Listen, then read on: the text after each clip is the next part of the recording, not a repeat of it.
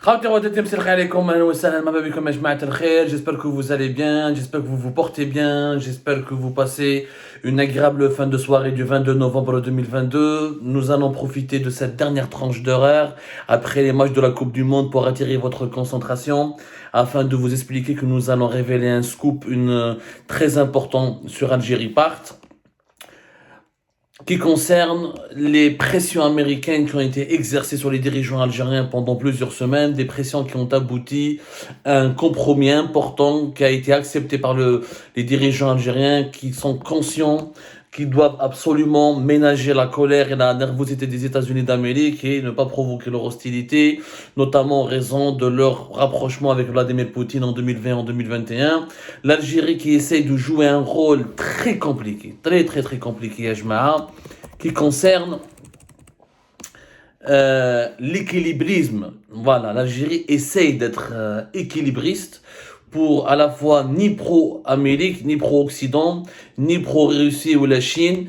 L'Algérie, en tout cas à l'époque de Abdelaziz Bouteflika et dans son histoire, a toujours été leader des pays non alignés et elle était même parmi les initiateurs de cette pensée, de cette vision du monde, de la nécessité d'avoir un monde multipolaire et d'avoir un troisième bloc qui serait ni dépendant de l'Occident, ni dépendant de l'ex-Union soviétique ou des puissances actuelles qui sont la Chine et la Russie, et un troisième bloc qui offre une troisième voie, celle des pays de la rive sud de la planète, celle des pays émergents, celle des pays qui devraient ou qui essayent de militer pour des causes justes tout en restant neutre par rapport aux grands enjeux qui séparent ou qui divisent ou qui opposent les grandes puissances mondiales.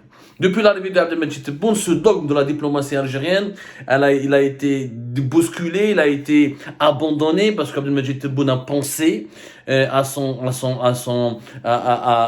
a pensé au début en tout cas, il a pensé jusqu'à ce que l'armée russe n'encaisse des défaites importantes sur le front militaire. Abdelmajid Tebboune avec Saïd Chengriha et les autres hauts responsables de l'armée algérienne et certains diplomates chevronnés, certains de ses conseillers importants, ils ont pensé qu'après la normalisation des relations diplomatiques et l'alliance militaire conclue entre le Maroc et Israël et l'alignement du Maroc sur les positions israéliennes et le renforcement du lobbying israélien au Maroc durant l'année 2020-2021, l'Algérie a voulu riposter avec une coopération encore plus renforcée avec la Russie de Vladimir Poutine, avec une nouvelle alliance militaire encore plus forte avec la Russie de Vladimir Poutine. L'Algérie voulait donc équilibrer un petit peu les rapports de force avec le Maroc et Israël en s'abritant derrière le parapluie russe. Rappelez-vous tout ce qui s'est passé. 3 exercices militaires importants auxquels l'armée algérienne a participé en 2020-2021. Des commandes d'armes importantes, des visites à Moscou de la part de Saïd Chengriha, des rencontres régulière entre l'ambassadeur russe à Alger et l'ensemble des dirigeants algériens. Il se projette de la visite de travail ou une visite d'État importante d'Abdelmajid Tebboune à Moscou avant la fin de l'année. Ceci dit, depuis comme les récentes défaites de l'armée russe en Ukraine et le fait que Poutine n'est pas en train de gagner la guerre militairement, peut-être il est en train de s'imposer politiquement, économiquement, mais militairement il n'est pas en train de la gagner. Les dirigeants algériens ont compris que leur virage russe n'était totalement contre-productif, parce que s'ils provoquaient l'hostilité des pays membres de l'OTAN, ils vont se retrouver tout seuls à affronter un bloc de puissance qui peut faire mal et qui peut menacer la sécurité nationale en Algérie. Donc, il y a eu le rapprochement avec Paris, la réconciliation qui a été actée avec l'Élysée, avec Paris, avec Emmanuel Macron lors de sa visite à Alger en fin août 2022. Il y a eu le rapprochement important avec l'Italie, Rome, qui est l'un des troisième plus important pays de l'Union européenne. Et depuis, il y a les pressions américaines qui sont exercées très fortement, depuis notamment la rentrée depuis septembre, avec la montée en créneau de plusieurs députés, personnalités américaines et lobbyistes américains qui demandaient des sanctions contre le régime algérien en essayant de l'associer l'Algérie à la Russie de Vladimir Poutine et donc en essayant de convaincre la Maison-Blanche et le département d'État et l'ensemble des décideurs influents du Pentagone que l'Algérie est potentiellement un ennemi pour les États-Unis d'Amérique. Les pressions qui ont été exercées notamment à travers l'ambassadrice des États-Unis, Elizabeth Aubin, voilà, qui s'est installée en Algérie depuis Elle a été nommée comme ambassadrice en Algérie depuis décembre 2021, mais elle est là réellement en Algérie depuis février 2022 et qui fait un travail extraordinaire. Et c'est elle qui a rééquilibré, qui a recadré les dirigeants algériens, qui a obligé les dirigeants algériens à faire beaucoup de compromissions, à beaucoup de compromis plutôt, et à faire beaucoup de concessions. La preuve, elle a participé à une série de réunions importantes qui ont été organisées par les autorités algériennes. Elle a été reçue par Saïd Chengriha. C'était le seul dans l'histoire de l'Algérie, jamais un dirigeant américain n'a rencontré le chef d'état-major de l'armée algérienne en tête à tête, en aparté, sans la présence du président de la République ou l'aide d'un dirigeant civil.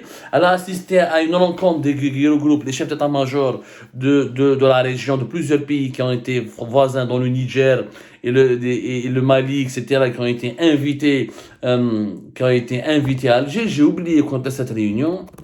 C'était la réunion du CEMOC. Et on appelle ça CEMOC, ou là, j'ai oublié comment ça s'appelle ça. Bon, on en parlera plus tard. On dirait qu'il y a une émission à part, concernant l'activisme et le militantisme puissant et important de l'ambassadrice des États-Unis d'Amérique en Algérie. Ce qui est important dans cette émission, c'est un sujet très important. Je vais revenir sur ce sujet d'ailleurs demain encore avec davantage d'explications parce que c'est un sujet que je ne peux pas résumer et décrypter en une seule émission. Rappelez-vous ce que nous avions révélé récemment, comme la date. Sur Algérie Part avait sorti un scoop le 13 octobre 2022 intitulé « La Russie propose un deal à l'Algérie pour dédollariser les échanges économiques et lui permettre de payer ses importations en roubles ».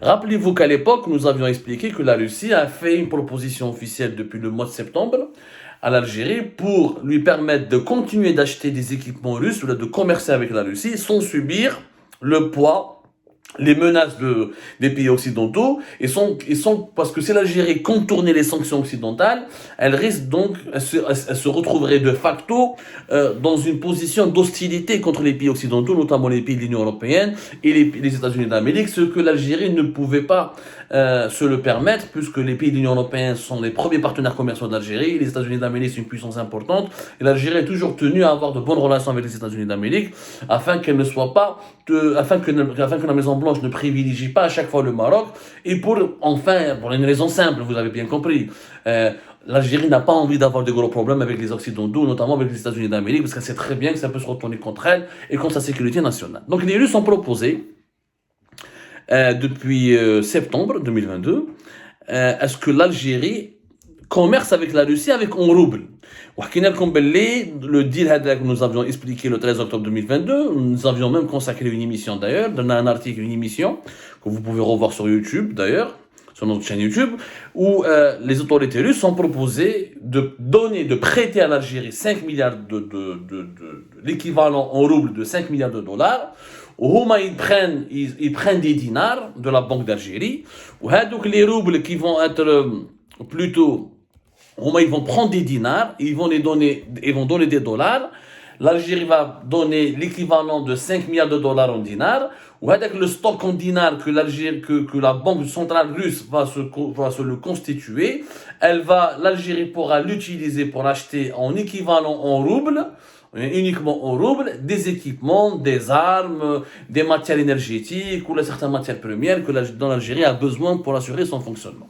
Voilà, c'était une tactique pour la Russie. Et l'ambassadeur russe à Alger, Valérien Choufaïev, avait rencontré plusieurs fois les dirigeants algériens pour les sensibiliser et pour les inciter à accepter ce deal. On appelle ça un deal monétaire, c'est-à-dire se libérer de l'emprise du dollar et recourir au rouble. Et la Russie va prendre un stock en dinars algérien. Ensuite, elle va échanger ce stock contre le rouble. Et ensuite, ce qui permettra aux Algériennes et aux Algériens, aux autorités algériennes plutôt, d'acheter uniquement en rouble, d'acheter à la Russie uniquement en rouble et donc de dédollariser les échanges économiques entre les deux pays. La Chine a fait la même proposition, ce que nous avons confirmé au cours de nos investigations. La Chine a fait la même proposition aux autorités algériennes depuis la rentrée, depuis aussi septembre-octobre 2022. Les Chinois ont proposé, ont négocié secrètement avec les dirigeants algériens un accord. La Chine s'est engagée à acheter plus de pétrole algérien, mais elle ne veut pas le payer en dollars. et elle a proposé aux autorités algériennes de faire le même deal qu'avec la Russie, mais de payer que l'Algérie doit encaisser des yuan, de la monnaie chinoise. Elle a proposé de vendre, elle a proposé à l'Algérie de la payer en monnaie chinoise. Comment ça allait se passer? Comment ça allait se passer? Eh ben, la Chine, la même chose, elle va prêter à l'Algérie 1 milliard de dollars que l'Algérie va prendre. Même la Chine va ensuite vendre uniquement en yuan. L'équivalent avec le 1 milliard de dollars sera utilisé par l'Algérie. L'Algérie, il faut savoir que les échanges économiques entre l'Algérie et la Chine, c'est 8 milliards de dollars par an, en moyenne. C'est notre premier vendeur. C'est le premier pays d'où nous finançons nos importations. La Chine, c'est notre premier fournisseur commercial. Donc, 1 milliard de dollars, au lieu de les utiliser en dollars, l'Algérie va les calculer en yuan. Mais à l'avance, la Chine te soulage. Elle fait comme la Russie, le même deal. Elle te donne 1 milliard de dollars, tu les gardes chez toi, dans ta réserve, que tu vas utiliser pour acheter chez les Chinois, mais à condition que ce que tu vas acheter sera calculé en yuan et tu payeras en yuan. Et du coup, avec le 1 milliard de dollars, va être épuisé dans les opérations commerciales entre l'Algérie et la Chine.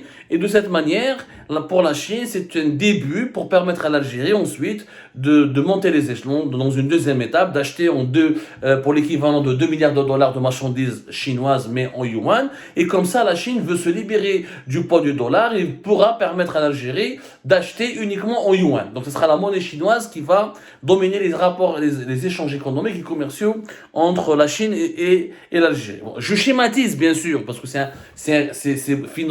du point de vue technique, du point de vue financier, c'est beaucoup plus complexe que cela. Mais moi j'essaie de schématiser parce que les cadres supérieurs jusqu'au vendeur de légumes. Même le deal est encore simple. C'est vraiment simple. Comment l'Algérie peut acheter en yuan ou en rouble? La Russie comme la Chine, ils prêtent de l'argent.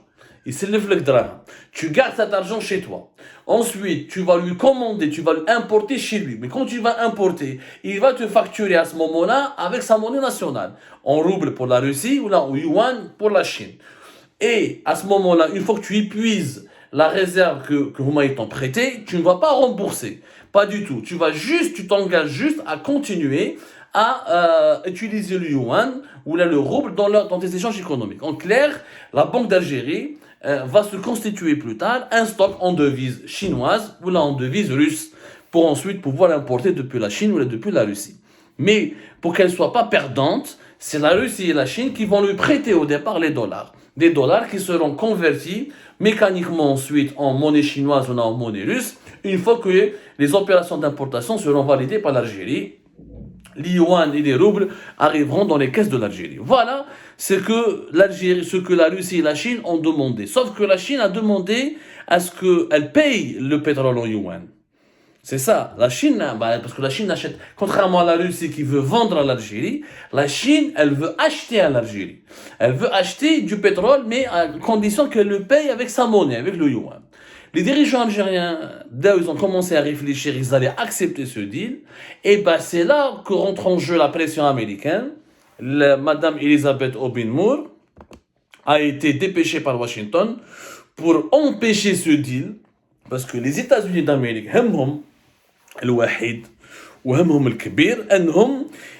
que le dollar continue de dominer les échanges économiques mondiaux et que les matières premières principales, comme le pétrole et le gaz, soient vendues et échangées en dollars. Et leur priorité absolue, c'était d'empêcher, je dis bien d'empêcher que les Chinois imposent leur monnaie, c'est-à-dire le yuan. Parce que si les Chinois commencent à imposer leur monnaie, ils ont essayé de faire ça avec l'Arabie Saoudite, avec les Émirats, avec l'Irak, ils essaient de faire avec l'Iran, ils le font déjà avec l'Iran, parce que l'Iran est sous embargo, donc elle ne peut pas vendre et acheter en dollars. Ils essaient de faire ça avec l'Algérie, pour que leur monnaie chinoise, la Chine, son objectif est de détrôner les États-Unis d'Amérique et d'imposer sa monnaie comme une alternative au dollar. Sauf que les pressions de Washington et de la Maison-Blanche ont été tellement intenses Et Madame Elisabeth Aubin-Mour a tellement mis en garde les dirigeants algériens, exercé des pressions, dissuadé les dirigeants algériens, que récemment, la question de la monnaie, avec quelle monnaie on doit vendre et acheter nos importations, notamment avec quelle monnaie on doit vendre nos pétroles et nos gaz, a été étudiée lors d'une dernière réunion qui a été annoncé publiquement, mais dont le contenu n'a jamais été révélé. C'est le fameux Haut Conseil de l'énergie. Abdelmejid Tebboune, il a présidé c'était le mardi 15 novembre à Alger, 15 novembre 2022. Il a présidé une réunion du Haut Conseil de l'énergie, qui est une instance très peu connue par les Algériens, qui a été créée récemment, le Haut Conseil de l'énergie, pour examiner tout ce qui est les questions liées à l'énergie, comment développer le secteur de l'énergie, comment l'Algérie pourrait améliorer ses exportations et ses importations, quels sont les nouveaux types d'énergie que l'Algérie pourrait explorer. Le Haut Conseil de l'énergie qui a été créé début avril 2022, on va lui consacrer aussi une émission à part. Parce qu'à l'époque, comme il y a beaucoup de concepts, c'est très difficile pour nos compatriotes de comprendre chacun de ces concepts, parce que chaque concept, il a une histoire, il a ses problématiques, il a ses problèmes. Pour comprendre les dessous de l'actualité algérienne. En fait, le Haut Conseil de l'énergie, il a été créé pour assurer la sécurité énergétique du pays. Et son objectif, c'est la préservation, le renouvellement, le développement des réserves nationales en hydrocarbures, par exemple. L'évaluation de la mise en œuvre du développement des infrastructures de production des hydrocarbures et des autres sources d'énergie qui peuvent rapporter des devises au pays. Fait la réunion, ils ont annoncé juste une réunion. Tebboune, il a assisté, il a dirigé cette réunion, il a rencontré les membres du Haut Conseil de l'énergie, ils ont fait une photo qui a été publiée d'ailleurs par l'APS, mais personne n'a parlé de son contenu. Réellement, le principal sujet de discussion lors de cette réunion du 15 novembre dernier, c'était la question, est-ce qu'on peut vendre à la Chine du pétrole, ou un peu de gaz, du GNL, en yuan. Et là, Tebboune et les autres dirigeants ont décidé de céder aux pressions américaines et de ne pas accepter le deal chinois et de continuer à vendre le pétrole et le gaz uniquement en dollars pour ménager la Maison-Blanche et les États-Unis d'Amérique, pour épargner un petit peu, pour ne pas toucher à la sensibilité, ne pas énerver Washington et pour que le dollar continue de dominer donc les échanges économiques d'un pays important comme l'Algérie. Au niveau du pétrole, on n'est pas un gros vendeur, mais au niveau du gaz, on fait partie quand même des 10 vendeurs les plus importants au monde du gaz. Donc si l'Algérie avait adhéré le camp de la Chine en acceptant la monnaie chinoise, ça aurait peut-être eu un effet, un buzz important sur les marchés mondiaux, ce qui aurait boosté la valeur de la monnaie chinoise face au dollar américain. Mais l'Algérie a décidé de dire non. Elle a dit non à la Chine, en tout cas pour le moment, elle dit non, pour ne pas effrayer, pour ne pas susciter l'hostilité des États-Unis d'Amérique. Donc l'Algérie est dans un jeu d'équilibriste très compliqué, très difficile, tout en renforçant son amitié avec la Chine et la Russie, elle essaye de préserver aussi son amitié avec Washington, ce qui est un exercice très compliqué. Bon, est-ce que c'est une bonne chose que l'Algérie ait refusé? Ce n'est pas une mauvaise chose, au fond. Ce n'est pas une mauvaise chose. Ce n'est pas le moment pour l'Algérie de provoquer l'hostilité des États-Unis d'Amérique, surtout qu'elle continue d'acheter les armes russes et qu'elle continue de soutenir politiquement la Russie. L'Algérie devait faire des concessions. Parce que si l'Algérie était assimilée et associée aux cons ou aux ennemis de l'Occident, elle aurait eu vraiment des problèmes très très graves. Et puis, je pense que les dirigeants algériens ont bien fait de refuser ce deal chinois, parce que quand on regarde l'histoire, à chaque fois que les Chinois entrent dans un pays pétrolier, notamment un pays arabe, où ils essayent de commercer, de vendre, d'acheter avec leur monnaie, juste après, il y a des gros problèmes. Il y a vraiment des gros problèmes, des grosses crises qui éclatent. Pour la simple raison que derrière, les services secrets américains, Washington, la puissance américaine ne tolère pas cela. Et elle considère tout pays qui commence à commercer en monnaie chinoise avec la Chine comme étant un pays ennemi. Et donc, il s'attire les foudres de Washington. Ce n'est peut-être pas le moment pour l'Algérie de s'attirer les foudres de Washington. On n'a pas encore les capacités, ni les forces, ni les qualités nécessaires pour assumer son indépendance totale et ou là pour défier la puissance américaine. Mais bon, on reviendra sur ce sujet avec beaucoup plus de détails. C'était donc les premiers aspects de ce scoop important que nous voulions révéler sur Algérie Part, que l'Algérie refuse donc d'échanger, de vendre son gaz ou ses énergies fossiles et elle refuse en tout cas aussi d'assurer ses échanges économiques et commerciaux avec la Russie et la Chine, avec d'autres monnaies que le dollar. Elle est toujours attachée au dollar, elle reste attachée au dollar et elle veut continuer à dépendre du dollar et à utiliser principalement le dollar pour gagner, pour avoir des revenus en devises grâce aux exportations ou là pour financer ses importations depuis l'étranger. J'espère que ça a été assez clair. Nous reviendrons sur ce sujet avec beaucoup plus d'explications dans les heures et les jours à venir.